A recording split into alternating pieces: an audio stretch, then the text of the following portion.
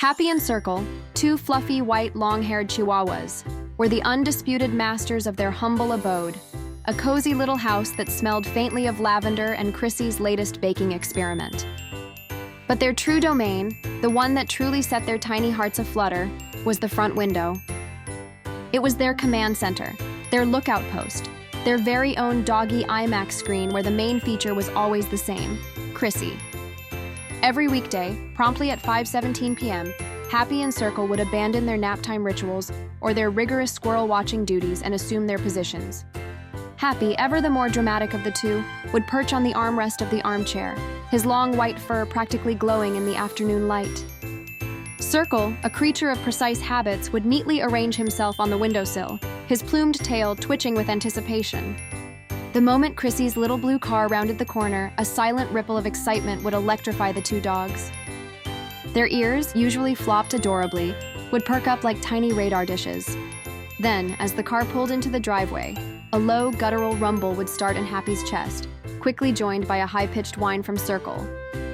The sound of the garage door opening was their cue. It was as if an invisible puppeteer had tugged their strings, launching them into a chaotic, joyous ballet.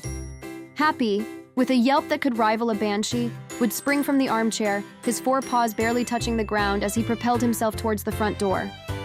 Circle, a whirlwind of white fur, would launch himself off the windowsill, executing a perfect aerial twist before landing with a soft thump and joining the charge. The moment the doorknob turned, the real magic happened. Crissy, still fumbling with her keys, would be met with a sight that never failed to make her smile, no matter how long her day had been. Happy and Circle weren't just wagging their tails, they were jumping for joy. And not just any jump. These were Olympic-level, gravity-defying leaps of pure, unadulterated happiness. Happy would launch himself straight up, his little legs kicking as if trying to pedal his way to the ceiling, all while letting out a series of ecstatic barks that sounded remarkably like, "Crissy. Crissy, you're home. You're really, really home." Circle, slightly less vertical but infinitely more enthusiastic, would bounce repeatedly, his entire body vibrating with delight, his high-pitched yip yips echoing Happy's declarations. Crissy would laugh, dropping her bag and kneeling down, instantly enveloped in a cloud of white fur and effusive affection. Happy would land squarely on her chest, his tiny tongue a rapid-fire licker, while Circle would weave frantic figure eights around her legs, occasionally rearing up on his hind paws to offer a quick, celebratory lick to her chin. Even after Crissy had settled in, the jumping wouldn't immediately stop. As she walked to the kitchen for a glass of water, Happy and Circle would follow, executing smaller, spontaneous hops of continued joy.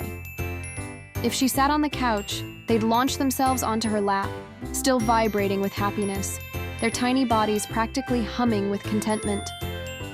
For Happy and Circle, Crissy's arrival wasn't just the end of the workday.